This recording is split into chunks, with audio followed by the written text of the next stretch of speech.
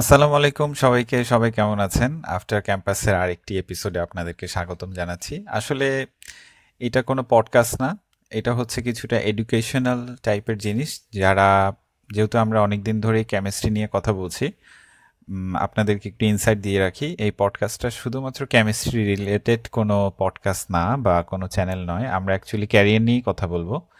আমরা যেহেতু কেমিস্ট্রি নিয়ে আছি, সো সেই দিকের কথা একটু বেশি হচ্ছে বা হবে। আজকে আমরা সেই কেমিস্ট্রি থেকে অর্থাৎ রসায়ন থেকে কি কোনোভাবে অনলাইনে কাজ করা যায় কিনা সেই জিনিসটা নিয়ে একটু আমরা কথা বলবো। আমার সাথে আছেন আমার কো-হোস্ট শোয়েব ভাই। তো শোয়েব ভাই, মানে কেমিস্ট্রি নিয়ে তো আপনি জানেন যে আমরা ফিজিক্যালি জব করছি, তো অনলাইনেও কিছু করা যায় কিনা এটা নিয়ে কি আমরা আজকে কোনো একটা কিছু করতে পারি কিনা, আপনার কি মতামত? হ্যাঁ, আমরা তো কেমিস্ট্রি আসলে অনলাইনেও বিশাল একটা জগৎ রয়েছে। তো সেই জগৎ সম্পর্কে যদি আমরা একটু আলোচনা করতে পারি বা একটা এডুকেশনাল টাইপ ভিডিও তৈরি করতে পারি, সেটা নিশ্চয়ই অনেকের জন্য একটা গাইডলাইন হিসেবে থাকবে। আমারও তাই মনে হচ্ছে। এবং আমি কিছুটা এই লাইনে হেঁটেছি জন্য আজকে চলুন আমি যে লাইনটা সম্পর্কে জানি সেটা নিয়ে একটু আলোচনা করি বা কথা বলি। এই লার্নিং সেশনটা হবে টোটালটাই হচ্ছে সেফটি ডাটাশিট নিয়ে। রসায়নে যারা আছি আমরা, তারা হয়তো ভার্সিটিতে সেফটি ডাটাশিট নিয়ে ওইভাবে কাজ করা হয়েছে কিনা আমি জানি না। তবে আমরা কেমিক্যালি যতগুলো কেমিক্যাল হ্যান্ডেল করি ল্যাবরেটরিতে, তাদের প্রত্যেকটারই কিছু সেফটি প্রিকশনারি কিছু গাইডলাইন থাকে। তো সেগুলো একটা ডকুমেন্ট আকারে থাকে। সেই ডকুমেন্টটা আসলে কেমন হবে সেটা নিয়ে আজকে আলোচনা হবে। এবং সেই ডকুমেন্টটা আমার অনলাইনে কেমন চাহিদা, বা কোনো ডকুমেন্ট আমি কিভাবে অনলাইনে প্লেস করে সে অনলাইন থেকে কিছু ইনকাম করা যেতে পারে সেটা নিয়ে আজকে আমরা টোটালটা কথা বলবো। তো চলেন শুরু করি শোয়েব ভাই। জি। Thank you. আচ্ছা, আমরা প্রথমে স্ক্রিনে চলে আসছি, আমার স্ক্রিনটা হয়তো দেখা যাচ্ছে। তো আমরা প্রথমে আগে জানবো একটা সেফটি ডাটাশিট আসলে দেখতে কেমন, মানে সেফটি ডাটাশিটটা কেমন হয় এবং সেটার কি কি স্ট্রাকচার থাকে। তো আমরা গুগলে যে প্রথমেই আমরা সার্চ করতে পারি safety datasheet, safety data sheet for, আমি যেহেতু হাইড্রোজেন পারক্সাইড নিয়ে কাজ করেছিলাম, সো দেই আমরা হাইড্রোজেন পারক্সাইড, কারণ হাইড্রোজেন পারক্সাইডে মোটামুটি অনেক কিছু নিয়েই কাজ করে। তো আপনারা যখন এরকম সার্চ করবেন, ওখানে দেখতে পারবেন যে আপনারা সেফটি ডাটা শিটের অনেকগুলো আহ, ইয়ে থাকবে, মানে উদাহরণ আপনারা দেখতে পারবেন গুগলেই। তো এখানে দেখতে পাচ্ছেন যে সিগমা আলড্রিসের আছে, আমরা জানি ল্যাবরেটরিতে এই গ্রেডের কেমিক্যালগুলো অনেক ইউজ হয়। তো যে কোনো একটাই ঢুকলেই হবে, সিগমা আলড্রিসেও ঢোকা যায়, কিন্তু আমি পার্সোনালি আমার ভালো লেগেছিল কাল রোতেরটা। তো আমি কাল রোতেরটা ওপেন করছি। এটা হচ্ছে, এদের মধ্যে আবার রেগুলেশন আছে, রেগুলেশন নিয়ে আমরা পরে কোনো দিন হয়তো আলোচনা করব। তো এই কাল রোথের যে সেফটি ডাটাশিটটা স্ক্রিনে দেখা যাচ্ছে, এখানে আপনারা খুব সুন্দর করলে, মানে যদি লক্ষ্য করেন তাহলে দেখবেন যে কিছু সেকশন ভাগ করা। আমি প্রত্যেকটা সেকশনই আলাদা আলাদা করে বলে যাই, তাহলে সবার জন্য সুবিধা হবে। তাহলে আজকের এই সেশনটা দুইটা পার্টে হবে। প্রথমে আমরা সেফটি ডাটাশিট কভার করব, সেফটি ডাটাশিটটা কিভাবে আসলে অর্গানাইজ হয় এবং তার সেকশনগুলো নিয়ে কথা বলবো। এরপরে আমরা যাব হচ্ছে ফাইবার মার্কেট প্লেসে, সেখানে দেখব আমি কিভাবে সেফটি ডাটাশিটকে প্রেজেন্ট করছি এবং অন্যরা কিভাবে এই সেফটি ডাটাশিটটা সেল করে ইনকাম করছে। এবং বলে রাখা ভালো, আপনি যদি এটায় একটা ভালো মার্ক করতে পারেন, মানে আপনাকে যদি ফোকাসে আনতে পারেন, তাহলে এই জায়গা থেকেও মান্থলি 20,000 to 30,000 টাকা ইনকাম করা পসিবল, তার থেকে বেশিও সম্ভব। তো চলুন শুরু করি। সেফটি ডাটা শিটে প্রথমেই হচ্ছে একটা ইনফরমেশন থাকবে। আচ্ছা শোয়েব ভাই, এর মধ্যে আপনার কোনো কোয়েশ্চেন আছে? মানে আমরা দোনোজনই আসলে আজকে কথা বলবো এমন ভাবে, শোয়েব ভাই প্রিটেন্ড করবেন যে উনি একজন মানে একেবারেই নতুন হিসেবে এটা দেখছেন। আমি জানি শোয়েব ভাই এগুলো অনেক হ্যান্ডেল করছেন, তাও ওনার কোয়েশ্চেনগুলো হবে একেবারে নতুনদের মতো। তো শোয়েব ভাই, নতুনদের মতো করে আপনার কোনো কোয়েশ্চেন এখানে আছে কিনা, যে সেফটি ডাটা শিট নিয়ে বা কি? আচ্ছা, safety data sheet company to company মানে কতটা ভ্যারি করে আসলে? যেমন সুন্দর আপনি প্রশ্ন। প্রথমে যেটা দেখালেন সিগমা আলড্রিচ, হ্যাঁ, তেমনি মার্কের আছে, অনেক কোম্পানি হ্যাঁ, হ্যাঁ, থাকতে হ্যাঁ, পারে। হ্যাঁ। তো এগুলির মধ্যে কি খুব বড় পার্থক্য থাকে নাকি মোটা দাগে মোরলেস সিমিলার হয়? যদি কেমিক্যাল সেম হয় তাহলে সিমিলারই হবে। তবে সেফটি ডাটা শিটের নিজস্ব কিছু বৈশিষ্ট্য থাকে, যেমন আপনি এখন দেখছেন কাল রোতেরটা, তাদের একটা নির্দিষ্ট ফরম্যাট আছে, বাট ফরম্যাট থাকলে রেগুলেশন ফলো কিন্তু তারা একজন এক একটা করতে পারে। যেমন আমি যে আলদেসেরটা দেখছি, সে হয়তো ইউ মার্কেটের জন্য বানাচ্ছে, আর হচ্ছে যদি যদি সিগমারটা দেখি, হয়তো সে বানাচ্ছে আমেরিকান মার্কেটের জন্য, নট সরি, হ্যাঁ ইউ একজন বানাচ্ছে, আরেকজন বানাচ্ছে আমেরিকান মার্কেটের জন্য, সেটা একরকম হবে। অসা নামে একটা রেগুলেশন আছে, OSH, তো ওটা একরকম হবে। ইউ রেগুলেশনটা আলাদা হবে, তারপর অস্ট্রেলিয়ান মার্কেটেরটা আলাদা হবে, জাপানি চাইনিজ মার্কেট আলাদা হবে। So market to market vary করে। সো আমরা ওই রেগুলেশন নিয়ে কথা বলবো। তবে মোটা দাগে আপনি যেটা বললেন, কোম্পানি টু কোম্পানি ভ্যারি হবে, আপনি একেবারে কপি পেস্ট করতে পারবেন না সব কিছু, কিছু জায়গা হয়তো চেঞ্জ হবে, বাট 80 to 90% জায়গাতে সেম হবে যদি আপনার কেমিক্যাল সেম হয়। Hydrogen peroxide is a basic chemical, so এখানে আপনার ইনফরমেশনগুলো মোর অ্যান্ড লেস সেম সিমিলারই হবে। কিন্তু আপনি যদি কথা বলেন অন্য কোনো একটা কেমিক্যাল, যেমন হচ্ছে কসমেটিক্স, সো কসমেটিক্স হচ্ছে আমি পন্সের কসমেটিক্স আর মেরিলের কসমেটিক্স সেম হবে না, ইনগ্রেডিয়েন্টস সেম হবে না। সো তখন যে আপনার অবশ্যই ডিফারেন্ট হবে, কিন্তু স্ট্রাকচার ওয়াইজ সেম হবে। অর্থাৎ স্ট্রাকচার বলতে আমি বুঝাচ্ছি সেকশন। এখানে আমরা এখন সেকশন নিয়ে আলোচনা করব। তবে কোয়েশ্চেনটা ভালো ছিল। আর কোনো প্রশ্ন? না আপাতত না, পরে আবার ওকে, করবো। ঠিক আছে, থ্যাংক ইউ।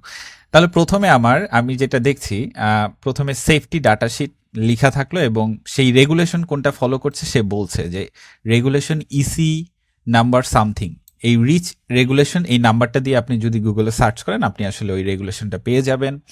তারপর হচ্ছে এই সেফটি ডাটা শিটের প্রথমেই হচ্ছে আপনার যে নেমটা, অর্থাৎ আপনি কোন টপিকের ওপর সেফটি ডাটা শিট বানাচ্ছেন সেই টপিকটা থাকবে। যেমন এখানে বলছে hydrogen peroxide 30%, VL something grade. তো আপনি যখন কোনো কোম্পানির জন্য বানাবেন, আমি এখন কথা বলছি আপনি অ্যাজ এ নর্মাল মানুষ হিসেবে কাজ করবেন অন্য কোম্পানির জন্য। তো যখন আপনাকে কোনো কোম্পানির আউটরিচ করবে যে ভাই আমাকে একটা সেফটি ডাটা শিট বানাই দেন, আপনি ওই কোম্পানির থেকে এই তথ্যগুলো নিলে এটা বানাতে পারবেন। প্রথমে হচ্ছে পারফেক্টলি তার নাম জানতে হবে, কোন কেমিক্যাল, সেটার কোনো পার্সেন্টেজ আছে কিনা, সেই কেমিক্যালটার পার্সেন্টেজ কত, আর হচ্ছে কেমিক্যাল ইনগ্রেডিয়েন্টের নামগুলো, অর্থাৎ কোন কোন ইনগ্রেডিয়েন্টস দিয়ে এই কেমিক্যালটা বানানো হয়েছে।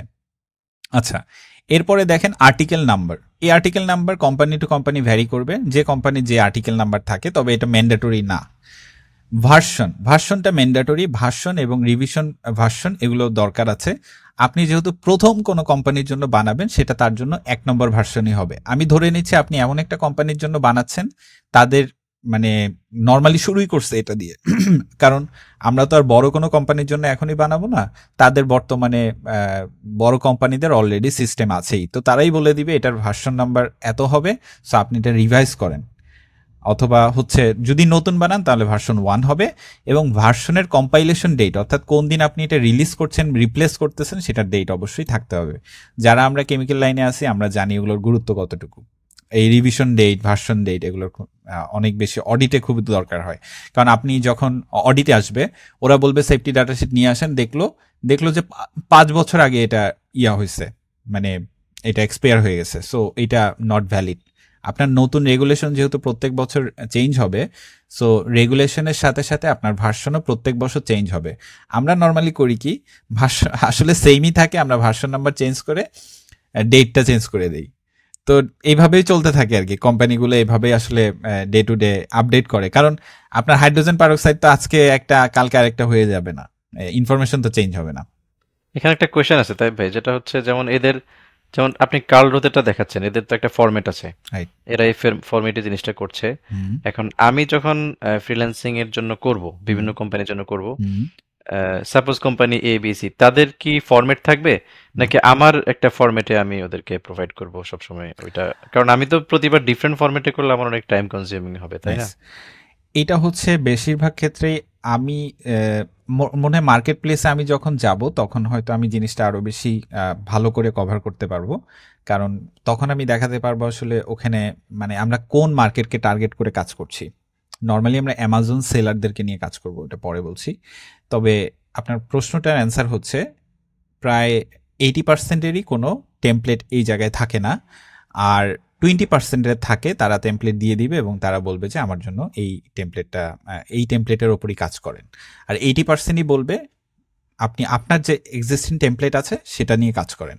তা আমাদের দর্শক বন্ধুদের জন্য আমরা এই ভিডিওরই নিচে একটা টেমপ্লেট দিয়ে দিব, যেন তারা সেটা ডাউনলোড করে সেখান থেকে কাজ করতে পারে। সেটা অবশ্যই ইউর হবে, কারণ ইউর এই রেগুলেশনের টেমপ্লেটটাই বেশি ইউজ হয়।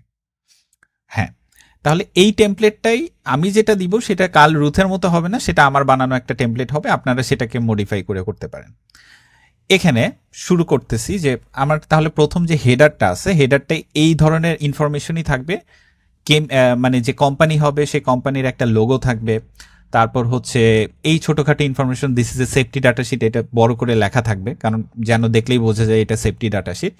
এরপরে হচ্ছে নামটা থাকবে, কেমিক্যালের নাম থাকবে, পার্সেন্টেজ থাকবে, তারপর রেগুলেশন নাম্বার থাকবে, রিভিশন নাম্বার থাকবে, এবং কোন দিনে এটা পাবলিশ হয়েছে, যেমন এখানে কম্পাইলেশন ডেট একটা আর রিভিশন ডেট একটা। কম্পাইলেশন ডেট হচ্ছে আপনি যখন প্রথম এটা বানাইছিলেন, তাহলে আমি যদি আজকে প্রথম কোনো কোম্পানির জন্য এটা বানাই তাহলে কম্পাইলেশন ডেট হবে আজকেরটা, আর আপনি যদি রিভিশন চেঞ্জ করেন সেটা যে দিনই রিভিশন চেঞ্জ করছেন সেই দিনেরটাই হবে সেইটা রিভিশন ডেট।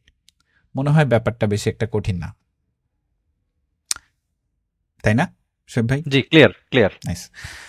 এখন হচ্ছে আমরা কথা বলবো, আমি আগে বড় করে বলে দেই সেকশন কি কি আছে, তারপর আমরা সেকশন ওয়াইজ যাব। আমার মনে একটু সময় লাগবে এই জায়গাটায়।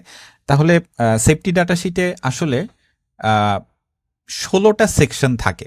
মানে আপনার মানে যে কেমিক্যালটা নিয়ে আপনি কাজ করছেন সেটা যদি 16টা সেকশনে নাও থাকে, মানে 16টা সেকশনের মধ্যে যদি অ্যাপ্লিকেবল নাও থাকে, তাও আপনাকে 16টা সেকশনই মেনশন করে ওই 16টা সেকশনকে একটার পর একটা করে বলে বলে যেতে হবে। তো আমি কিভাবে বলতেছি, প্রথম যে সেকশনটা দেখেন এখানে বলছে যে identification of the substance, mixture and of the company undertaken. তাহলে প্রথম সেকশনে কথাটা হবে এই কেমিক্যালটার সাবস্টেন্স বা মিক্সচারের নামটা কি এবং কোম্পানির ইনফরমেশন, এটা নিয়ে এই সেকশনটা হবে। আমি আসতেছি একটু পরে। এর পরের সেকশনটা হচ্ছে হ্যাজার্ড আইডেন্টিফিকেশন, অর্থাৎ এই যে কেমিক্যালটা নিয়ে আমরা কথা বলতেছি এটার হ্যাজার্ড আইডেন্টিফিকেশন কোডগুলা কি হবে, পিক্টোগ্রাম কি হবে, মানে চেহারাগুলো আমরা কি কি ধরনের সতর্কতামূলক চেহারা দেখাবো সেটা আমরা এখানে দেখব। তারপরেরটা হচ্ছে composition and information of the ingredients, এই কেমিক্যালটা কি কি সাব কেমিক্যাল দিয়ে তৈরি বা কি কি ধরনের মিক্সচার দিয়ে তৈরি, এটা নিয়ে কথা বলবো। এটা আমরা পাবো ম্যানুফ্যাকচার যারা করতেছে তাদের থেকে ইনফরমেশনটা আসতে হবে, কারণ আমি আপনি এটা বানাইতে পারবো না। আর যদি বেসিক কেমিক্যাল হয় এটা সবার জন্য same, hydrogen peroxide always same জিনিস দিয়ে হবে, সো এটার কোনো সমস্যা নাই।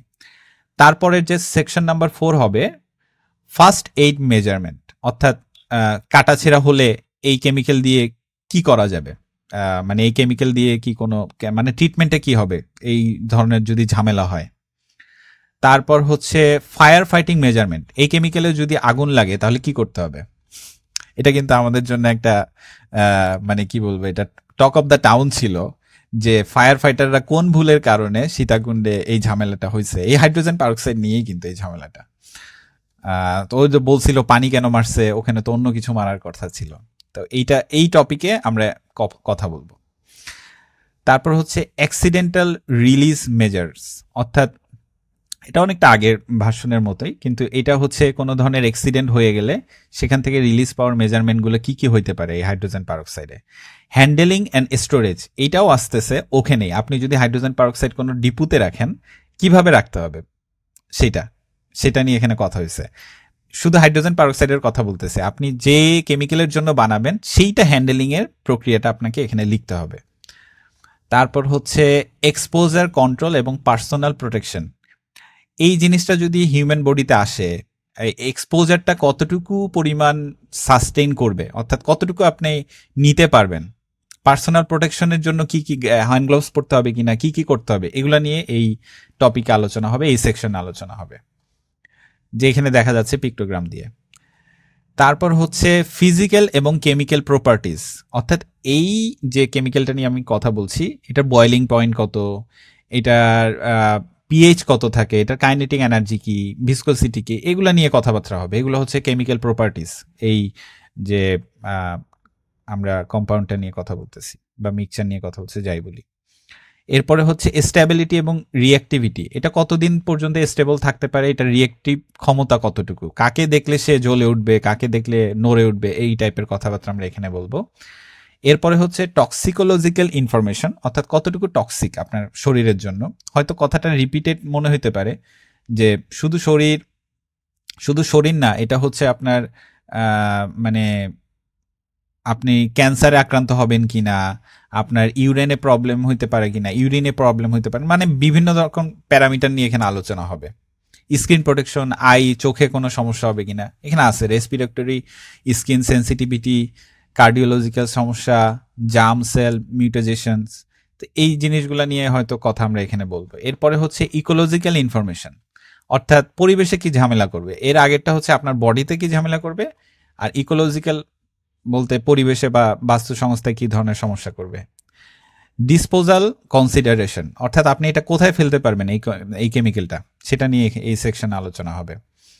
তারপর হচ্ছে ডিসপোজালের অনেকগুলো রেগুলেশন আছে, ইউতে কি ধরনের, যদি আমরা ইউ নিয়েই কথা বলতেছি, ইউ এর মধ্যে আরো অনেকগুলা ব্যাপার থাকবে, সেগুলো নিয়ে কথা বলবো।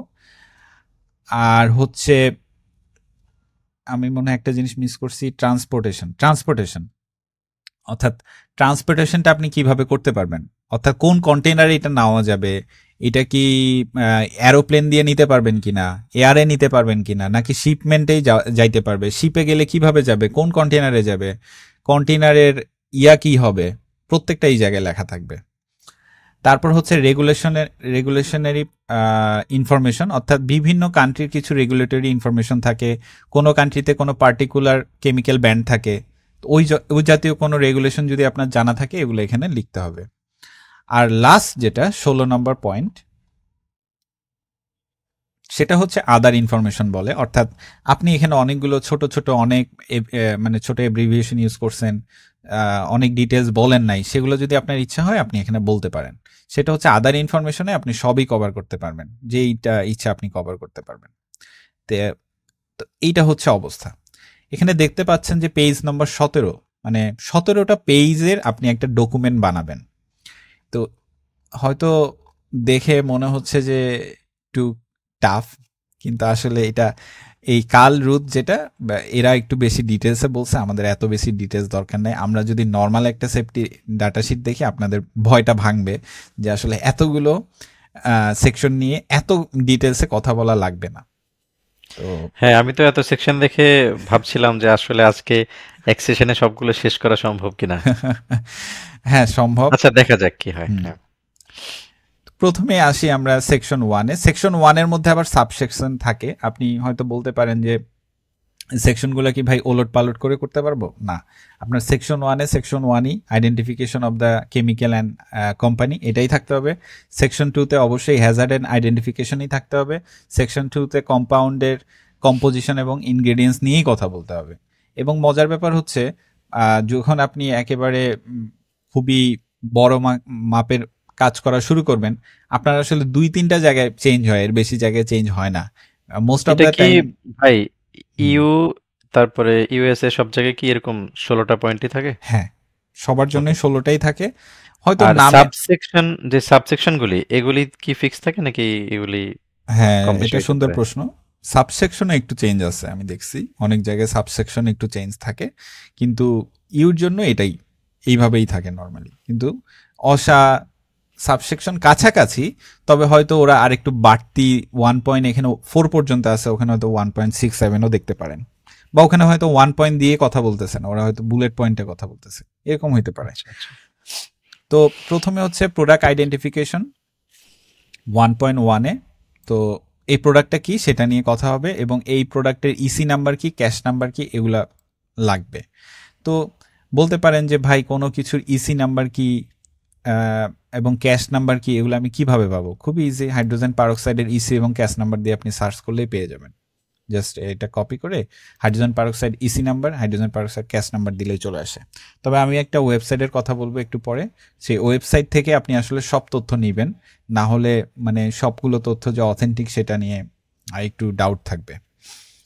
তারপর হচ্ছে আপনি প্রোডাক্টের নাম বললেন, তারপর হচ্ছে relative identification. Article number, index number, এগুলো আর্টিকেল নাম্বার, ইন্ডেক্স নাম্বার এগুলো হচ্ছে কোম্পানি ভেদে, মানে এগুলো হচ্ছে সবার জন্য ইন জেনারেল না। ওকে। আমার মনে হয় আমি কার্ল রুথেরটা দেখাচ্ছি, বাট কার্ল রুথেরটা আমার পারফেক্ট উদাহরণ হিসেবে দেখানোটা একটু মনে হয় মানে একটু ভয়ঙ্কর হবে, বিকজ অফ ওদের ডিটেলসটা বেশি। আমি বরঞ্চ একটা ইজিয়ার ইয়াতে আসি, দেখি আমি আমার কম্পিউটারে একটা ইজি কোনো ইয়া আছে কিনা আমি একটু দেখছি। ফাইবার মানে আমি এগুলা ব্যাটারি এসএসডি, আরও এসএসডি ফর কসমেটিক্স এসএসডি আসলে নিয়ে কথা বলতে চাচ্ছি না, কারণ কসমেটিক্স এসএসডিতে কোনো ধরনের ইয়া থাকে না, মানে হ্যাজার্ড থাকে না। আচ্ছা আমি হ্যাজার্ড ছাড়াই বলি আগে, তারপর না হয় হ্যাজার্ডে যাচ্ছি। Open with Google Chrome. Okay okay আমি এটা নিয়ে কথা বলি। এটাও একটা ইসি মানে ইউ রেগুলেশনই, কিন্তু দেখেন এটার মধ্যে এখন তাহলে আপনি বুঝতে পারবেন যে অরিজিনাল কাজ করতে আপনার আসলে কি ধরনের ইয়া থাকতে পারে। এই দেখেন আইডেন্টিফিকেশন নাম্বারে কিছুই নাই। আইডেন্টিফিকেশন আমি জাস্ট দিছি product name, moisture food oil, তারপর হচ্ছে রিলেটিভ আইডেন্টিফিকেশন ইউজারে আমি কিন্তু এখানে ইসি এবং ইউর নাম্বার ইয়াগুলোও দেই নাই, ক্যাশ নাম্বারও দেই নাই। আপনি জাস্ট এইটা দিয়েই যাইতে পারেন। প্রোডাক্ট আইডেন্টিফিকেশনে মানে আমি এখন একটা কসমেটিক্স টিমের জন্য এটা করছি, তো তারা হচ্ছে ফুড অয়েল নিয়ে কাজ করে। তো ফুড অয়েলে ময়শ্চারাইজিং ফুড অয়েলের তাহলে প্রোডাক্ট নেম দিলাম, relative identification user of substance of mixture used advice against, মানে কিসের ওপর আপনি দিবেন বা এই প্রোডাক্টে কিসের ওপর। তো আমি লিখছি যে এটা বিউটি অ্যান্ড কসমেটিক্সের ওপর, আইডেন্টিফিকেশন ইউজ বা identified use, details of supplier of the safety ডাটাশিট, মানে সাপ্লায়ারের নাম কি, আমি সাপ্লায়ারের কাছ থেকে নাম পাইছি, এটা হচ্ছে ফিট বিলিফ। তো আমি সাপ্লায়ারের নাম দিছি এবং তাদের এমার্জেন্সি টেলিফোন নাম্বার এবং ইমেল অ্যাড্রেস দিতে হবে। আমি ওনাদের থেকে ইনফরমেশনটা পাই নাই। আপনি অনলাইনে কাজ করতে গেলে আপনার কাস্টমার থেকে আসলে তার নাম্বার এবং ইমেল অ্যাড্রেস চাওয়াটা প্ল্যাটফর্মের জন্য ইয়ে থাকে, মানে রেস্ট্রিক্টেড থাকে। তাই আমি এটা চাইতে পারি না, আমি ওনাকে বলে দিছিলাম যে আপনি এটা আপনার মতো করে ফিল আপ করে নিন। তারপর হচ্ছে হ্যাজার্ড আইডেন্টিফিকেশন, এখানে এই যে 2.1, 2.2, 2.3 এগুলো সবসময় সেমই থাকবে। যদি এটা নন হ্যাজার্ডাস প্রোডাক্ট হয় জাস্ট হচ্ছে স্টেটমেন্টে এরকম হচ্ছে not a hazardous substance or mixture according to এই রেগুলেশন, শেষ, নর্মাল। তারপর হচ্ছে লেবেলিং, মানে আপনার যে আপনি যে প্রোডাক্টটা বানাচ্ছেন সেটার মধ্যে লেবেলিংটা কেমন হবে, অর্থাৎ এই যে মনে করেন একটা গ্লিসারিন, বা আমি যদি বলি এইটা হচ্ছে একটা ভ্যাসলিন, এই ভ্যাসলিনের যে লেবেলিং দেখতেছেন এই লেবেলিং এর মধ্যে কোনো ধরনের ইয়া আছে কিনা, মানে যদি হ্যাজার্ডাস থাকে তাহলে লেবেলিংয়ে ওই হ্যাজার্ডাস চিহ্নটা কি হবে সেটা এখানে উল্লেখ করতে হবে। নর্মালি কসমেটিক্স প্রোডাক্টে আপনি শান্তিতে এটা ইউজ করতে পারবেন, এখানে কোনো কিছু নাই, যদি থাকে এটা আসলে আপনি ইউজ করতে পারবেন না কসমেটিক্স প্রোডাক্ট হিসেবে। সো এইটাও হচ্ছে not a hazardous substance or mixture according to regulation something দিয়ে দিলেন। আদার হ্যাজার্ডাস তো থাকবেই না, হ্যাজার্ড যদি নর্মালি লেবেলিংয়ে কিছু না থাকে আদার হ্যাজার্ডাসও এগুলো সব নট অ্যাপ্লিকেবলই হয়, তো আমি এটা লিখে দিছি। এরপরেই আছে হচ্ছে কম্পোজিশন অফ ইনগ্রেডিয়েন্ট কি কি থাকে। আপনি দেখবেন আপনার যখন কোনো প্রোডাক্ট হয় প্রোডাক্টের গায়ে কিন্তু কোন কোন কেমিক্যাল দিয়ে এটা তৈরি সেটা লেখা থাকে। আপনার কাজ হচ্ছে এই কেমিক্যালগুলো সার্চ করা গুগলে এবং তাদের ইসি এবং ক্যাশ নাম্বার এইভাবে আলাদা আলাদা করে লেখা। দেখেন আমি লিখছি ময়েশ্চার ফুড অয়েল, এর ইনগ্রেডিয়েন্ট কম্পাউন্ড হচ্ছে একটা হচ্ছে অ্যাভোকেডো অয়েল দিয়ে তৈরি হয়েছে, আরেকটা হচ্ছে পিপারমিন্ট সুপ্রিম দিয়ে তৈরি হয়েছে, তারপর হচ্ছে সাইট্রাস সাইনেন্সিস সামথিং, বালগারিয়ান লাভারডার সামথিং। তো এগুলো হচ্ছে এর মেইন ইনগ্রেডিয়েন্ট ছিল। তা আমি এই ইনগ্রেডিয়েন্টগুলোর ক্যাশ নাম্বার এবং ইসি নাম্বার আমি গুগল থেকে সার্চ করে এখানে বসাইছি। আর এটার একটা ক্লাসিফিকেশন আছে, অর্থাৎ কোন ক্লাসিফিকেশনে এটা ফেলবেন এটার ওই যে বললাম একটা ওয়েবসাইট আছে, আমি ওই ওয়েবসাইটটা আপনাদেরকে দেখাচ্ছি, আমি যদি সার্চ করে এখন পেতে পারি আর কি। এটা হচ্ছে আর উপরে যে সেকশন 2 তে ইসি রেগুলেশন এত অনুযায়ী এটা হ্যাজার্ডাস না, ওই কোডটা কোথায় পাবো? এটা তো আপনি টেমপ্লেটেই, আমি আপনাকে যে টেমপ্লেট দিয়ে দেবো ওটা এইভাবেই থাকবেন, মানে 1271 এটা হ্যাঁ এটা সবসময় সেমই থাকবে। যদি না ইসি রেগুলেশন চেঞ্জ হয়ে 2008টা 2015 হয়ে যায়, ওকে ওকে ওকে। এই আর কি। আপনাকে দেখতে হবে যে বর্তমানে সার্চ করতে হবে যে রেগুলেশন ইসি 12712088 এর কোনো আপডেট আছে কিনা, আপডেট ফর সামথিং। এখন চ্যাট জিপিটি আছে, আপনি বলতেই পারেন যে ইসি রেগুলেশনের আপডেট ভার্সন কোনটা, সে প্রোভাইড করবে। আচ্ছা, তাহলে আমি এই যে ইউরোপিয়ান ইসিএইচএ, এইটা হচ্ছে মানে এই কেমিক্যাল সার্চের জন্য ইউরোপিয়ান কেমিক্যাল এজেন্সি, এই ইসিএইচএ এদের একটা লাইব্রেরি আছে, মানে যেটাই ওরা হচ্ছে কি লেআউট চেঞ্জ করছে কিনা? না, আমার মনে হয় সিএনএল ইনভেন্টরি হবে।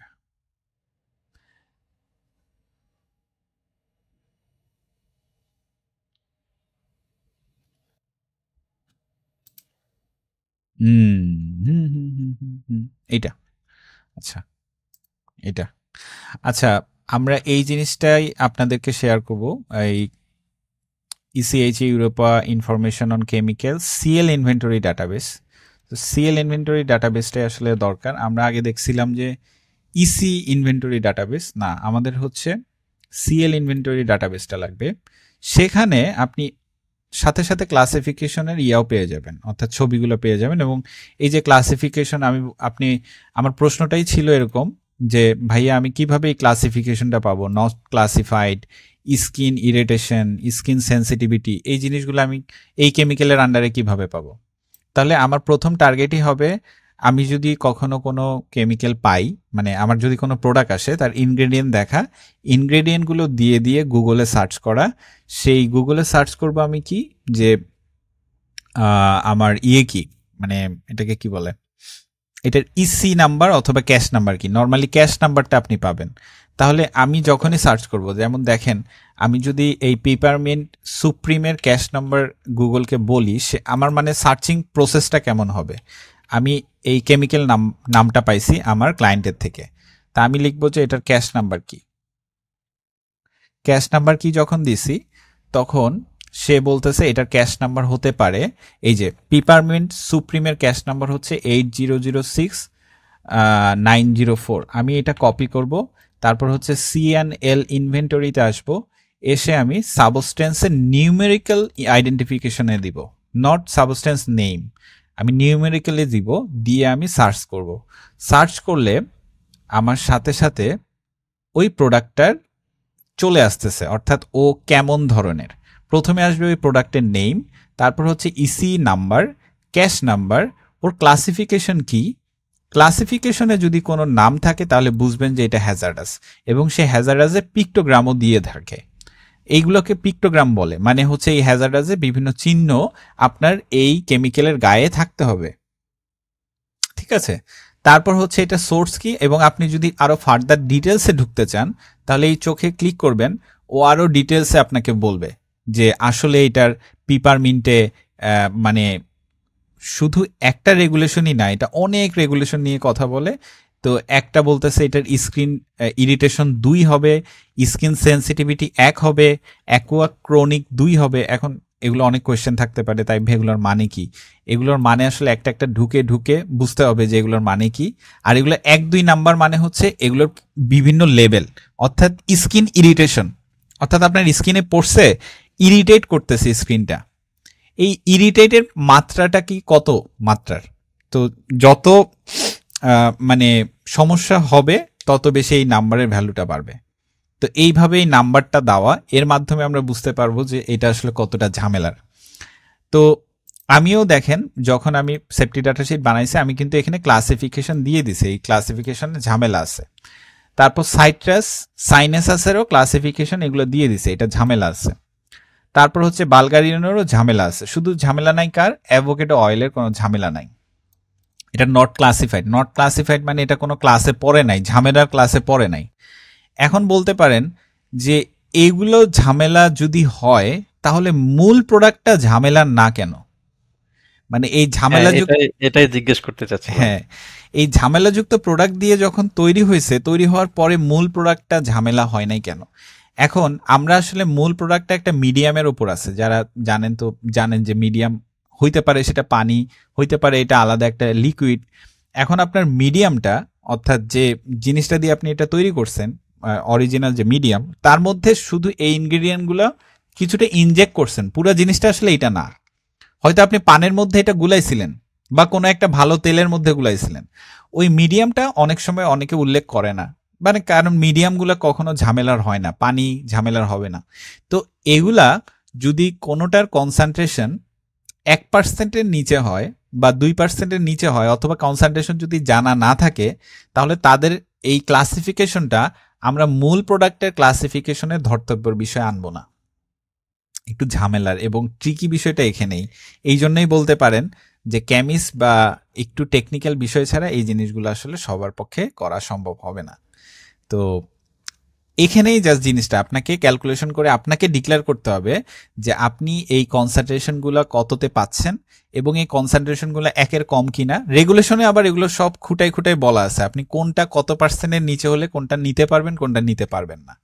তো এই জাতীয় জিনিসগুলো ওই রেগুলেশনটা পড়তে হবে।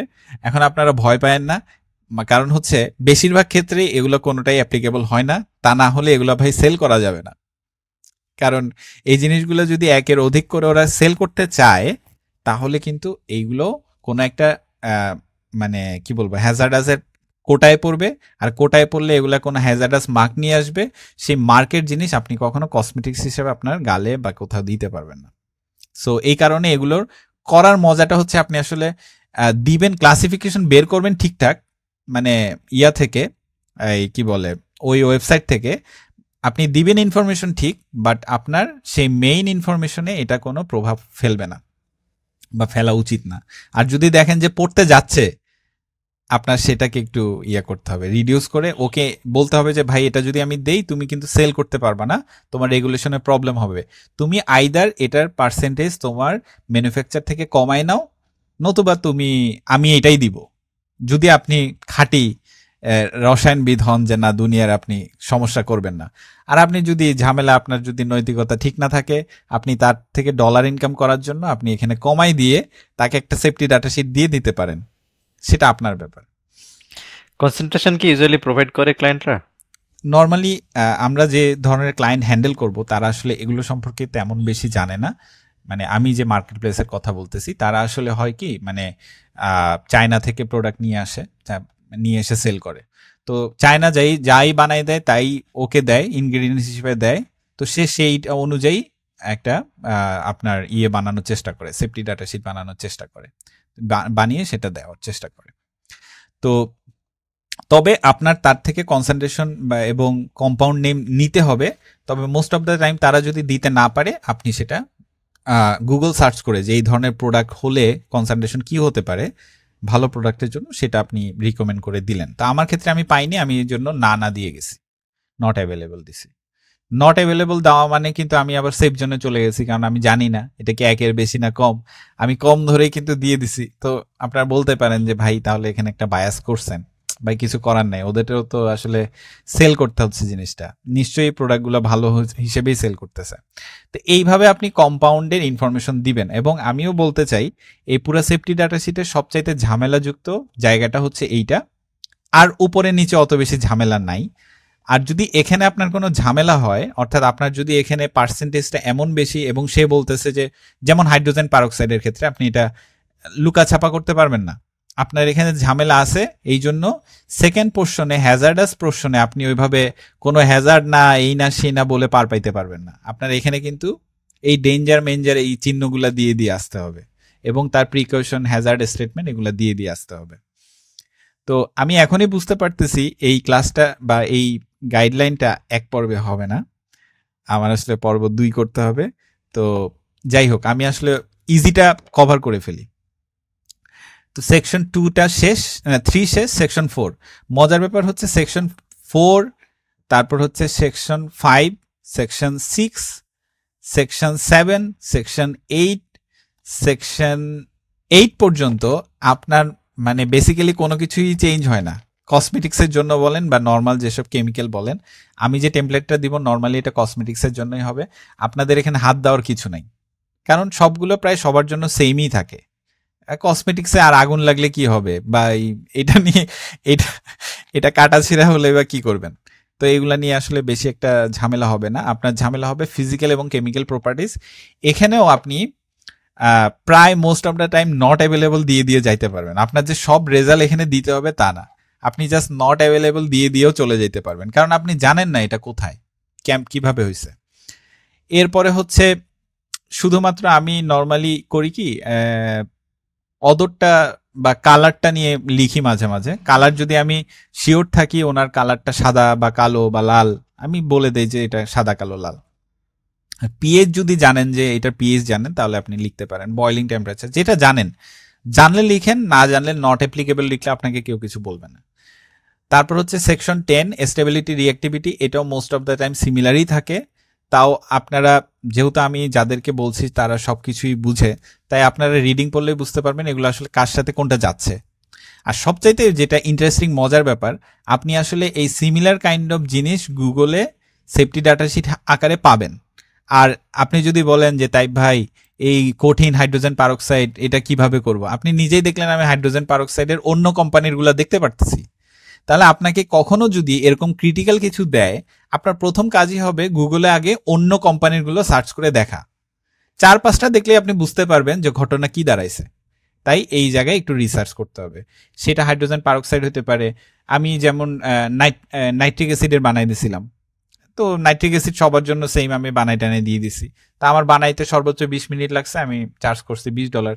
20 মিনিটে 2000 টাকা ইনকাম করতে তো খারাপ লাগে না, ভালোই লাগে। আর যদি কসমেটিক্স পড়ে তাহলে তো আরো মজা। কসমেটিক্সও আচ্ছা কিন্তু ভাই, এই নাইট্রিক অ্যাসিড সিমিলার। নিয়ে আমার কোয়েশ্চেন আছে, সেটা হচ্ছে মনে করেন এটা তো একদম বেসিক কেমিক্যাল, সব দুনিয়ার কমন, সবার আছে, তো এইটা সে এরকম আউটসোর্স মানাবে করে কেন? কেন? এই হ্যাঁ, জায়গাতেই তো আপনার এই যে রসায়নবিদের ব্যাপারটা থাকে, সে যে ওই যে আরেকজনের থেকে কপি করে নিয়ে আসতে যে ভুল কপি করবে না সেটার কনফিডেন্স তার নাই। আপনি তো বুঝতে কেমিস্ট, পারছি। আপনি তো জানেন যে আসলে কোন জিনিসটা ম্যাচ করতেছে। আবার রেগুলেশনের পার্থক্য থাকতে পারে, সে হুম করবে হুম। হচ্ছে ইউরোপিয়ানের জন্য, সে যদি কপি করে অস্ট্রেলিয়ানটা, তো বুঝবে না তো কোনটা যে কোথায় বসাইতে হবে।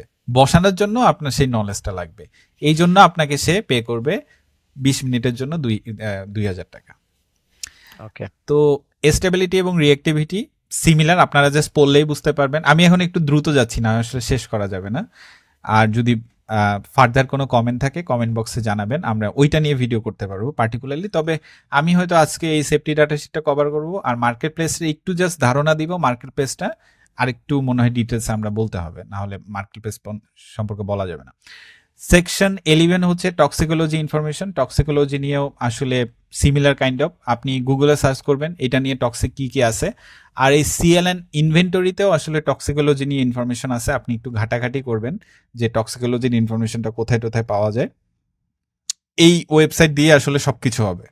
মানে মোস্ট অফ দ্য টাইম আমরা যে আমি যেটা জানতাম না যে এরকম একটা ওয়েবসাইট আছে যেটাকে রিলাই করা যায়। এটা কিন্তু ইসিএইচ এর নিজস্ব, ইউরোপিয়ানের নিজস্ব ওয়েবসাইট। সো আপনি এটার ইনফরমেশন নির্দ্বিধায় ইউজ করতে পারেন। এই জিনিসটাই হচ্ছে এখানকার মানে আবিষ্কার করার বিষয় আর কি। টক্সিকোলজিক্যাল ইনফরমেশন এখানে পেয়ে যাবেন মোস্ট অফ দ্য টাইম। আমি এখানেও তেমন কিছু চেঞ্জ থাকে না। ইকোলজিক্যাল ইনফরমেশন কসমেটিক্সের জন্য এখানেও তেমন কোনো একটা চেঞ্জ হয় না। ডিসপোজালেরও আপনি জিনিসটা কোথায় ফেলবেন সবার কথাবার্তা একই থাকে। ট্রান্সপোর্টেশনে কোনো ধরনের ঝামেলা নাই, মানে কোনো ইয়াতে এই কসমেটিক্সের প্রোডাক্টে সবকিছু না না লিখে যাবেন, নট এ ডেঞ্জারাস প্রোডাক্ট, যেমন আছে তেমন। তারপর হচ্ছে রেগুলেটরি ইনফরমেশন, রেগুলেশন নিয়েও কোনো ঝামেলা নাই। আদার ইনফরমেশনও কোনো ঝামেলা নাই, মানে আপনার কোনোই ঝামেলা নাই। পুরো একটা কসমেটিক্সের প্রোডাক্ট করতে আপনার শুধু ওই ইনগ্রেডিয়েন্ট সার্চ করা ছাড়া পুরো জিনিসটা করতে আমার মনে হয় 5 মিনিট লাগে। 5 মিনিটের বেশি আসলে এটাই লাগার কথা না আর কি। তাই ভাই এখনো সেফটি ডাটা শিট বানাচ্ছেন না কেন? বানাচ্ছি, আমি তো বানাই না বলি নাই। ওই ও, বানাচ্ছেন যখন এখনো? এটার আচ্ছা। জন্য হচ্ছে আমি যখনই এটার ফাইবারে আবার সিস্টেম আলাদা আছে। আপনি যখনই, যেমন আমি লাস্টটা বানাই দিয়েছিলাম 2 সপ্তাহ আগে। বানাচ্ছি না তা আচ্ছা না, আচ্ছা। আমি প্রত্যেক মাসে এখান থেকে, এখন আগে হয়তো 10-15 ইনকাম হতো, এখন অতটা না। মাঝে মাঝে কোনো মাসে একটু বাড়ে, কোনো মাসে কমে। আমার টোটাল ইনকাম এখান থেকে হয়েছে প্রায় $1500, সরি $1500 মতো। তার মানে প্রায় 1.5 লাখ টাকার উপরে কিন্তু আমি গত 1 বছরে এখান থেকে ইনকাম করে ফেলছি। মানে সে সেফটি ডাটা শিট শুধু বানাইছেন শুধু? সেফটি ডাটা শিটই বানাইছি, আর কিছু না, জাস্ট এইটাই করছি। তো এইটা নাইস করে নাইস। মাঝে মাঝে হয় কি, কোনো বায়ার এসে বলে খুব এখনই লাগবে, এখনই লাগলে তো আপনি স্বাভাবিক চার্জ বাড়াই দিবেন, এখনই 2 ঘন্টায় দিব কিন্তু ভাই $30 লাগবে, ভাই $30 দিয়ে দিব, তাড়াতাড়ি করে দাও। আর আপনার যদি একবার প্রোফাইল দাঁড়ায় যায় তাহলে হবে। এই টোটাল সেশনে আমি যদি খুব ইজিটা নিয়ে কথা বলি, এই ইজি সেফটি ডাটা শিটে ভাই আপনার কি কোনো কোয়েশ্চেন আছে? না। সিমিলার কিন্তু মানে আপনার মানে আমি যদি বলি আপনি কোথায় কোথায় আটকাবেন, প্রথম হচ্ছে কি ইউজ করবেন সেটা নিয়ে টেনশন, অত বেশি টেনশনের কিছু নাই। আমি বললামই আপনার ঝামেলা হবে 3 নম্বর সেকশনে, 2 নম্বর সেকশনে, আর হচ্ছে ফিজিক্যাল প্রপার্টিজে পিএসটিএস যদি থাকে কালার নিয়ে কথা বলা। তারপর হচ্ছে এই মানে যদি কোনো ঝামেলা না থাকে কসমেটিক্স প্রোডাক্টে এই প্রবলেমে পড়বেন। আর বেসিক প্রোডাক্ট বা যেগুলো কমন সেগুলোর ঝামেলা পড়ার আগে আপনি অন্য কোম্পানিরগুলো দেখতে পারবেন। আর আপনি যখন রেগুলেশন পড়বেন, সেফটি ডাটা শিট 3-4টা নিয়ে ঘাটাঘাটি করবেন, আপনার আইডিয়াটা এমনিই হয়ে যাবে। তো বলতে পারেন তাই ভাই আপনি কোত্থেকে শিখছেন, কোনো ট্রেনিং করছেন? আমি অডিট পারপাসে এটা নিয়ে কাজ করছিলাম, এবং আমাকে অডিট করতে যে আমি যখন দেখতেছি আমার অডিটররা স্ক্রিন শেয়ার করে ও আমারটাও দেখতেছে, এবং ইসিতে যে এইভাবে সার্চ করে করে আমারটা করতেছে, ভাই তুমি এটা কোত্থেকে পাইছো, ইসিতে তো এরকম নাই। আমি কি করছিলাম যখন বানাইছি আমার কোম্পানির জন্য, আমি আসলে আরেকটা কোম্পানি মানে 4-5টা কোম্পানি মিলাই ঝুলাই একটা বানাই ফেলছি। আমার কাছে মনে হয়েছে অনেক তথ্য দিছি, তথ্যের ওপর তথ্য, কারণ তথ্যের তো অভাব নাই। এখন বেশি তথ্য হয়েছে, ওরা বলে যে ভাই এটা কোত্থেকে পাইছো, এটা কোত্থেকে পাইছো। আর আমি এতগুলা তথ্য কোত্থেকে কি বলবো, আমি বলছি আমি নিছি আর কি, গুগল থেকে নিছি। বলে না এত দরকার নাই, আপনি জাস্ট ইসি এটা ফলো করেন, ইসি থেকে আপনি যদি কোনো তথ্য পান সেটা। আমি জাস্ট হাত জোর করে ক্ষমা চাচ্ছি যদি আসলে কোনো ইয়াদ থাকেন এখানে, যে আমার এইগুলো দেখে আবার বলতেছে আল্লাহ পুরো জিনিসটা কি করতেছে না করতেছে। আসলে যারা এটা নিয়ে আরো বেশি জানেন, অবশ্যই জানার মানুষ থাকবে, তো যারা আরো বেশি জানেন তাদের কাছে আমি পার্ডন করছি। বাট আসলে যারা আমরা যাদেরকে টার্গেট করে করছি সেই অ্যামাজনের সেলারদের জন্য, তাদের জন্য আসলে এতটা ইনফরমেশনের এতটা ইয়াতে দরকার হয় না আর কি। আর বা আপনি যদি ওরকম মাপের করতে চান আপনি করতে পারবেন সময় নিয়ে, এগুলো অনেক সময় নিয়ে ঘাটাঘাটি করে, ইভেন এগুলো ল্যাবরেটরি পাঠিয়ে তাদের টেস্ট রেজাল্ট নিয়ে আপনি কাজ করতে পারবেন। সেগুলোর জন্য কিন্তু চার্জ এবং ইয়াটা ভিন্ন হয়। আপনি যদি এরকম কোনো এজেন্সি দিয়ে, ইন্টারন্যাশনাল এজেন্সি দিয়ে সেফটি ডাটা শিট বানান অর্গানাইজ ওয়েতে, আপনার মিনিমাম সেটা $700 থেকে $800 লাগবে। মানে $700-800 নিচে ওরা সেফটি ডাটা শিট এরকম একটা ডাটা শিট বানাই দিবে না, যেটা কিনা একেবারে অথেন্টিক এবং প্রত্যেকটা রেজাল্টের ডাটাগুলো কপি করা না বা কোনো জায়গা থেকে নেওয়া না। এটা নিজেরাই নিজেদের, এই যে প্রত্যেকটা স্যাম্পল তো আপনি ল্যাবরেটরিতে টেস্ট করেও রেজাল্টটা নিতে পারেন, তাই না? তো এই রকম ভাবে প্রত্যেকটা রেজাল্ট নিয়ে নিয়ে যারা কিনা অনেক বড় কোম্পানি, যেমন আমি আমি জানি না কালরোতে এটা করছে কিনা, এই যে ডাটাগুলো দিছে এটা ওদের ডাটা কিনা আমি জানি না। তবে যে আমরা প্রথমে যেটা দেখছিলাম, এটার নাম কি ছিল, সিগমা আলড্রিস, ও যে করছে এটা আমি ড্যাম শিওর। কারণ সিগমা আলড্রিসের ওই ধরনের ডাটা নিয়ে কাজ করতে হয়, ওদের অথেন্টিসিটিটা ওই লেভেলে না হলে ল্যাবরেটরি গ্রেডে কাজ করে কোনো রেজাল্টের ভ্যালিডিটি আসবে না। সো এই জায়গাতে আর আমরা যাদের সাথে কাজ করছি তারা হচ্ছে অ্যামাজনে জাস্ট প্রোডাক্ট সেল করে, তো ওই প্রোডাক্টে র মেটেরিয়াল আসলে আসতেছে চায়না থেকে, তাদের মধ্যে ঝামেলা থাকতে পারে অনেক কিছু। আমরা আসলে সবকিছু টেস্ট না করে জাস্ট একটা ইন জেনারেল ডাটা শিট দেই, এবং চায়ও তারা in general data sheet. Safety data শিটে কিন্তু ডিসক্লেমার লাস্টে লেখাই থাকে যে এইটা কোনো মাত্রায় কোনো ধরনের অ্যাসিউরিটি দিচ্ছে না, আমরা জাস্ট একটা ইন জেনারেল ইনফরমেশন দিচ্ছি। এই নোটটা এই জন্যই থাকে যে এইটা জাস্ট একটা precautionary data, it's not valid data, এটা প্রিকশনারি হিসেবে আপনি ইউজ করতে পারেন। এই কারণে এই সেফটি ডাটা শিটটা বানাইতে আপনিও সেফ অ্যাজ এ কেমিস্ট হিসেবে। তো এই ছিল আমার সেফটি ডাটা শিটের এই দিকের গল্প। আমি দরকার হলে আরেকটা যদি কঠিন ডাটা শিট নিয়ে, আমি দরকার হলে দুটারই ইনফরমেশন এখানে দিয়ে দেবো বা টেমপ্লেট দিব, আপনারা ইউজ করতে পারেন। আর আমি তাহলে একটু আজকে হালকা করে, যেহেতু 1 ঘন্টায় মনে হয় আরেকটু কভার করতে পারবো, সেটা হচ্ছে আপনি ফাইবারে সেফটি ডাটা শিট নিয়ে কাজ করতে পারবেন। ফাইবারে এসে আপনার একটা ফাইবার অ্যাকাউন্ট খুলতে হবে, এবং ফাইবার অ্যাকাউন্টে আপনি যদি ফাইবারে আবার দুইটা ভাবে আপনি এটা সার্চ করতে পারেন, একটা হচ্ছে ফাইবারে আপনি সেলার হিসেবে কাজ করতে পারেন, আবার বায়ার হিসেবেও কাজ করতে পারেন। তো অন্য সেলাররা কিভাবে এটা সেল করতেছে সেটা দেখার জন্য ফাইবারে এসে আপনি নিজেকে আগে বায়ার হিসেবে চেঞ্জ করে ফেলবেন। কথাগুলো হয়তো এখন নতুন চেঞ্জ, মানে নতুন লাগতে পারে, বায়ার হিসেবে চেঞ্জ হবে। ফাইবার নিয়ে যখন 2-3 দিন ঘাটাঘাটি করবেন তখন আপনি বুঝতে পারবেন। ফাইবার নিয়ে ঘাটাঘাটি করার জন্য আমার রেকমেন্ডেশন একটা চ্যানেল আছে বাংলায়, ওনার নাম হচ্ছে গ্রাফিক্স আইডিবিডি। তো গ্রাফিক্স আইটিবিডি, হ্যাঁ এরকম নামটা। উনি ফাইবার নিয়ে মোটামুটি ভালোই কথাবার্তা বলছে, এবং আমার চ্যানেলটাও ওনারটা দেখে, উনি গ্রাফিক্স নিয়ে কাজ করে এবং মাদ্রাসা থেকে উঠে আসা ছেলে কিভাবে আজকে অনেক ভালো সফল হয়েছে, ওই গল্প যদি আপনারা শুনতে চান শুনতে পারেন। গ্রাফিক্স আইটিবিডি, এই ছেলেটা আমার কাছে মনে হয়েছে যে তার ফাইবার নিয়ে যতগুলো কথা আমার ভালো লাগছে। তো আপনারা, আমি যদি এইটার মধ্যে এত কিছু কভার করতে চাই আসলে সবকিছু পারবো না। তো আপনারা ওনার যে ফাইবারের যে কিভাবে খুলতে হবে, গিক কিভাবে ইয়া করতে হবে, এই যে এই চ্যানেলটা, এই যে এই ছেলেটা রিজিকের সন্ধানে বা সামথিং, তো ওনার ফাইবার নিয়ে কিছু ভিডিও আমি দেখছিলাম, এবং বেশিরভাগ যেমন ফাইবারে যেভাবে প্রথম অর্ডার পাবেন, তারপর ফ্রিল্যান্সিং মানেই কি ফাইবার কিনা, $50 আয় করলাম, মানে এগুলা না, আপনারা জাস্ট গিক র্যাঙ্ক করা, ফাইবারের বিভিন্ন কথা আমার মনে হয় প্লে লিস্ট আকারে থাকার কথা। আমি জানি না ওনার প্লে লিস্টে উনি এভাবে সেগ্রিগেট করছে কিনা। তো হ্যাঁ, fibre master class A to Z দেখতেছি একটা প্লে লিস্ট আছে 8টা ভিডিও। কষ্ট করে এই 8টা ভিডিও আপনারা নিজের জন্য ইনভেস্ট করেন ফর ফাইবার, তাহলে ফাইবারটা আপনার হয়ে গেল। আমি ধরে নিলাম আপনি এখন ফাইবার বুঝেন। তো ফাইবারে এসে জাস্ট এখন আমি, ফাইবার আপনি বুঝেন, সবই বুঝেন, এখন ফাইবারে কেমিস্ট্রি হিসেবে কি করবেন? তো কেমিস্ট্রি হিসেবে সেফটি ডাটা শিট এসডিএস লিখি আমরা, এসডিএস লিখে যখন সার্চ করব তখন দেখবো মাত্র 208 জন মানুষ এই সেফটি ডাটা শিটটা সেল করে। 208 জনের মধ্যে 208 জনই কিন্তু ভ্যালিড না। তাহলে পুরো ওয়ার্ল্ডে সেফটি ডাটা শিট বানাই দেওয়ার মতো মানুষ আছে 208 জনকে, আরো 50% হবে, মাত্র 100 জন মানুষ এই সেফটি ডাটা শিট বানাই দেয়। 100 জন মানুষের মধ্যেও খুব ভালো করে আমি আপনি এখন যেটা নিয়ে আলোচনা করলাম এইভাবে বুঝে বানাইতে পারে বেশিতে বেশি 30 জন।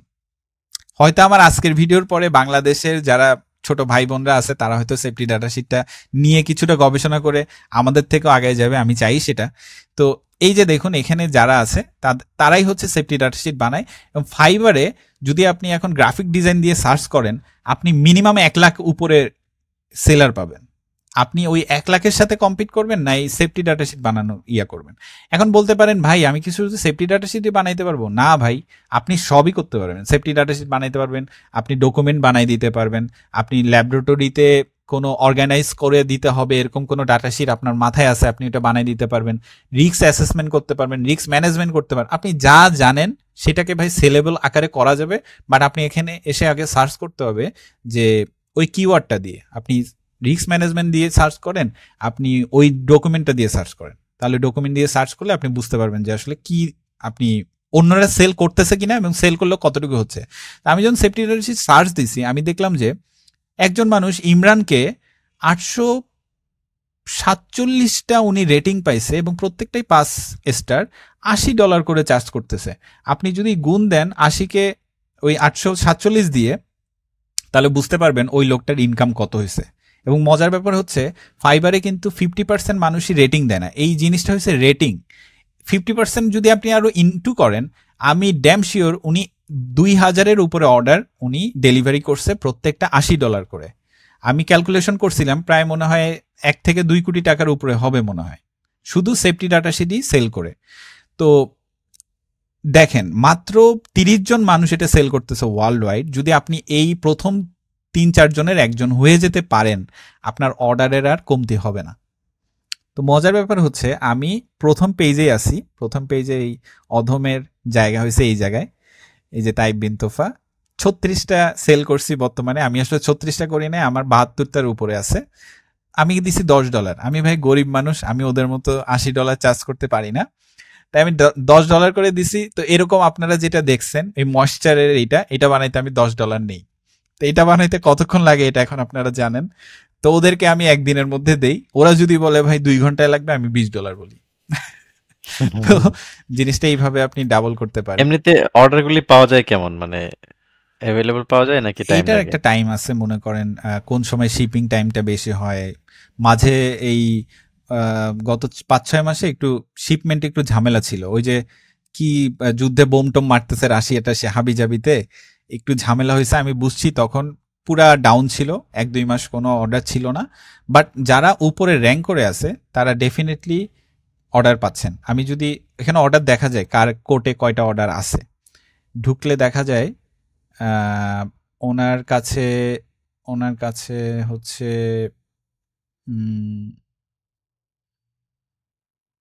নট শিওর, ওনার এখানে দেখাচ্ছে না, তার মানে হয়তো ওনার কোর্টে এখন কোনো অর্ডার নাই। আমি দেখি এনার কাছে,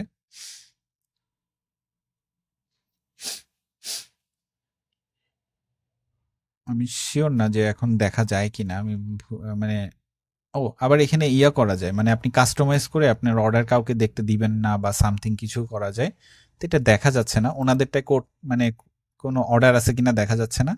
দেখি আরেকটা জায়গায় এখানে দেখা যাচ্ছে কিনা।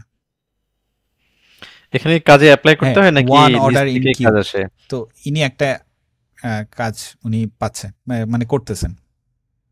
হ্যাঁ, কোয়েশ্চেন ভালো। তাহলে আমি একটু কভার করি, সেটা হচ্ছে যে আপনি তাহলে, আমি ধরে নিলাম আপনি গিগ খুলতে পারবেন ওই যে গ্রাফিক্স আইডি বিডি থেকে, আপনি সবকিছু করতে পারবেন, এবং গিগ রিসার্চ বলে একটা ব্যাপার আছে, আপনি তাও পারবেন। আপনি ইয়াও পারেন, ফাইবারের ডাটা শিট কিভাবে বানাইতে হয় সেটাও জানেন। আর অর্ডার কিভাবে আসে বা কি আসে, কি বিষয় আসে, কিছুই না। আপনাকে এই যে এগুলোকে প্রত্যেকটাকে একটা দোকান বলা যায়, যে এইটা হচ্ছে ইমরান খানের দোকান, এটা হচ্ছে রিহানের দোকান। তো এই দোকানগুলোয় আমি ক্লিক করব, ধরেন আমাকেই কারো পছন্দ হয়েছে, তো এখানে ক্লিক করতে করতে এখানে আসছে, এসে ও কি করবে, আমার এটাই ক্লিক করবে। ক্লিক করে দেখবে যে আমার আসলে মানে রেটিং কত বা কি সমাচার আমার। এখানে 3-4 ধরনের রেটিং দেওয়া যায়, বেসিক, স্ট্যান্ডার্ড, প্রিমিয়াম। আমি দিছি যে বেসিক হচ্ছে $10, স্ট্যান্ডার্ড হচ্ছে $15, প্রিমিয়াম হচ্ছে $20। তো বেসিক মানে কি, বেসিক হচ্ছে আমি একদিনে জিনিসটা ডেলিভারি করব। স্ট্যান্ডার্ড হচ্ছে আমি 24 ঘন্টায় ডেলিভারি করব, বাট কোনো কাস্টমাইজ যদি কোনো ডিজাইন থাকে ওইটার উপরে। আর বেসিকে আমি কাস্টমাইজ ডিজাইন দিয়ে করব না, এটা আমার ডিজাইনে ওনাকে নিতে হবে। আর প্রিমিয়াম হচ্ছে 12 ঘন্টায় ডেলিভারি করব এবং কাস্টমাইজ ডিজাইনেও করব। তো এগুলো হচ্ছে বিভিন্ন ধরনের রেটিং। তো এই ধরনের ক্যাটাগরাইজ জিনিসে ওনার যদি মনে হয় যে না উনি আমার $10 করবে, উনি জাস্ট কন্টিনিউ দিবে। কন্টিনিউ দিয়ে জাস্ট এখানে এই যে কন্টিনিউ দিলে কিন্তু অর্ডার প্লেস হয়ে যাবে। এতটাই ইজি আর কি কোনো কিছু বাই করার জন্য। তো এখানে প্লেস অর্ডার দিলে এটা প্লেস হয়ে যায় এবং উনি চুপচাপ থাকবে। উনি একদিন পরে ফাইবারই আমাকে বলবে তুমি লেট করছো, তোমার রেটিং ডাউন হয়ে যাবে যদি আমি না দিতে পারি। জিনিসটা এতটাই ইজি আর কি। আর উনি যদি, আমাকে ই করলে আমার কাছে নোটিফিকেশন আসবে, তাই তো? হ্যাঁ হ্যাঁ, নোটিফিকেশন চলে আসবে যে একটা অর্ডার চলে আসছে। এতটাই ইজি আর কি জিনিসটা। তার মানে আমাকে অনলাইন না থাকলেও চলতেছে নাকি? না, অনলাইন থাকতে হচ্ছে না। কিন্তু এখানে একটা ব্যাপার, আপনি যত বেশি অনলাইন থাকবেন তত বেশি ফাইবারে ইমপ্রুভ করা ইজি। তো মেসেজগুলো এইভাবে আসবে, যেমন আমি মেসেজ পাচ্ছি আহ, এরকমই মনে করেন এই যে 1 মাসের মধ্যে আমি 4-5 6-7টা মেসেজ পাইছি। এখন এদের সাথে আপনি যত বেশি মেসেজে কথাবার্তা বলতে পারবেন আপনার বায়ার কিন্তু তত বেশি কনভার্ট হবে। তা আপনি জানেন আমি ফাইবার আসলে অতটা বেশি অ্যাক্টিভ না, তো এই কারণেই আসলে মানে কাজগুলোতে বেশি একটা ইনভলভমেন্ট হচ্ছে না। তো আমি গত 1 মাসেও 2-3টা অর্ডার ডেলিভারি করছি। তো আসে, সবসময় কাজ আসে। এইটা জাস্ট হচ্ছে বেসিক। কেমিস্ট্রি নিয়েও যে ফাইবারে কাজ করা যায়, কেমিস্ট্রি নিয়েও যে শুধু যে আমি ফাইবারের কথা বলছি তা না, আপনি আপওয়ার্কে যান, সিমিলার কাইন্ড অফ জিনিস আপওয়ার্কেও মানুষ সেল করতেছে। আপওয়ার্কের স্টাইলটা আলাদা। আপওয়ার্কে হচ্ছে আপনাকে সার্চ করতে হবে সেফটি ডাটা নিয়ে অন্যরা কাজ করে কিনা বা পোস্ট আসে কিনা। কিন্তু এখানে পোস্ট না, এখানে জাস্ট হচ্ছে একটা দোকানের মতো, ওই দোকানে আপনি যদি ঢুকেন তাহলে দেখতে পারবেন। এর বাইরে কি কোনো ভাই আর কোয়েশ্চেন আছে? এর বাইরে না, আপাতত কোশ্চেন আসছে না। ওকে, তাহলে আমার মনে হয় আমি কয়েকটা জিনিস কভার করছি। একটা হচ্ছে আপনি কেমিস্ট হিসেবে কিভাবে সেফটি ডাটা শিট নিয়ে কাজ করবেন, রেগুলেশন কিভাবে হবে, এবং এই একটা জিনিসগুলো। কোশ্চেন হচ্ছে ভাই, আমি মানে ফার্স্ট জবটা আমার তো কোনো ই থাকবে না, হ্যাঁ। আমি কোনো ডেলিভারি দিই নাই এখনো। হুম। তাহলে সে আমাকে কেন চুজ করবে প্রথমবার আর কি? প্রথমবারের জন্য আপনাকে কিভাবে চুজ করছে? করার জন্য আপনাকে এই জন্যই, আপনার কম্পিট করার জায়গাটা এখানে হচ্ছে আপনার এক্সপার্টিজের উপর, আপনি কিভাবে সাজাচ্ছেন জিনিসটার উপর, কিভাবে আপনি এম্পাসাইজ করতেছেন যে আপনি 100% শিওর যে আপনি তার যে পেইন পয়েন্ট আছে সেটা মিটিগেট করতে পারবেন, মানে তার ঝামেলাটা মুক্ত করতে পারবেন। এটা যদি আপনি বুঝাইতে পারেন তাহলে সে আসবে। ও আসলে প্রথমে খুঁজবে হচ্ছে কম দামে কে দিচ্ছে, কিছু পাবলিক আছে কম দামে কে দিচ্ছে। এখন এখানে $5 সেফটি ডাটা শিট দেওয়ার পাবলিকও আছে। এই যে আপনি এখানে যদি যদি পিছনে যান, 4 নম্বর পেজে যান, মনে করেন এখানে যে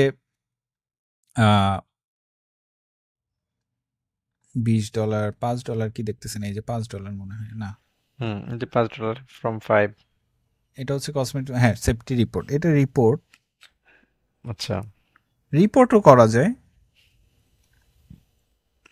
বুঝলাম না সবাই কি বড় লোক হয়ে গেছে, $5 নিচে কি করতেছে না। $10, $100। আচ্ছা, মনে হয় রিসেন্টলি দাম মনে হয় সবাই বাড়াই দিছে, সিন্ডিকেট সিন্ডিকেট হয়েছে। আমি সিন্ডিকেটে পিছাই গেছি মনে হয়। এই যে দেখেন একজন ওসমান নামের একটা ছেলে, সে $5 দিয়ে করতেছে, সে কিন্তু টপে উঠে আসছে, হুম হুম যে হুম। 5। তাহলে আবার এখানে কিন্তু আছে, সে $5 হয়তো আগেরটা জাস্ট রিএডিট করবে। এই যে edit the SDS R MSDS, মানে আগেরটা জাস্ট এডিট করে 2-1টা লাইন চেঞ্জ করবে, ও নতুন বানাই দিবে না, ঝামেলা আছে। আর নতুন বানাই দিলে সে $40 নিবে। এখানে ও একটা, ও, ও একটা ইয়া দিয়ে রাখছে, মানে ফাইবার কি করে, যেটা আপনি ইয়া দেন, বেসিক দেন, সেটাকে এখানে শো করে। ওই যে ফ্রম ফাইভ হ্যাঁ ডলার হ্যাঁ হ্যাঁ, তো এই ট্রিকটা অনেকে খেলে, বেসিকটাই দিয়ে রাখে শুধু আমি এডিট করব। তা আমি ওই ঝামেলা আর করি নাই ভাই মানুষের সাথে। আহ, প্রথমে করছিলাম আমিও $5 দিয়ে, আমি বেসিক না, আমি পুরাটাই বানাই দিব $5। তো তখন যে মানুষ অর্ডার দিছিল, মানে আর 2-1টা অর্ডারে যদি আপনি পাওয়া শুরু করেন আর অনলাইন থাকেন, আপনার কাজ পাওয়া চলে থাকবে, মানে কাজ আসতে থাকবে। তো আশা করি এখান থেকে দর্শকরা কিছুটা ইনসাইট পাবে। আমি বলবো না যে সবাই আপনারা হয়তো মানে এই জিনিসটা এক্সপ্লোর করবেন, তবে আমার মনে হয় যে দেখা যায় এটার পরে আপনারা শুধু সেফটি ডাটা শিট না, অন্য কিছু নিয়েও ফাইবার প্লেসে, মার্কেট প্লেসে যখনই আপনি থাকবেন, তখনই কিন্তু জিনিসটা আপনার কাছে আরো বেশি ইজি লাগবে, এবং অন্যান্য বিষয় নিয়েও আপনার আগ্রহটা বাড়বে। তো এইটা হচ্ছে ওই সাইড হ্যাসেল নিয়ে যে কথাটা বলছি সেটারই একটা অংশ আর কি আজকের এই এপিসোডটা হতে পারে। তো সবাইকে ধন্যবাদ জানাচ্ছি, শোয়েব ভাইকেও ধন্যবাদ আমার কথাগুলো এতক্ষণ শোনার জন্য এবং হেল্প করার জন্য দর্শকদেরকে। তো জি ধন্যবাদ, আমি অনেক কিছু শিখলাম নিজেও, আমাদের দর্শকরা অনেক কিছু শিখতে পেরেছেন এখান থেকে নিশ্চয়ই। আশা করি। তো তাহলে পরের পর্বে আমন্ত্রণ জানাচ্ছি, সেই পর্যন্ত সবাই ভালো থাকবেন। থ্যাংক ইউ সবাইকে। আল্লাহ হাফেজ, আসসালামু আলাইকুম। আসসালামু আলাইকুম।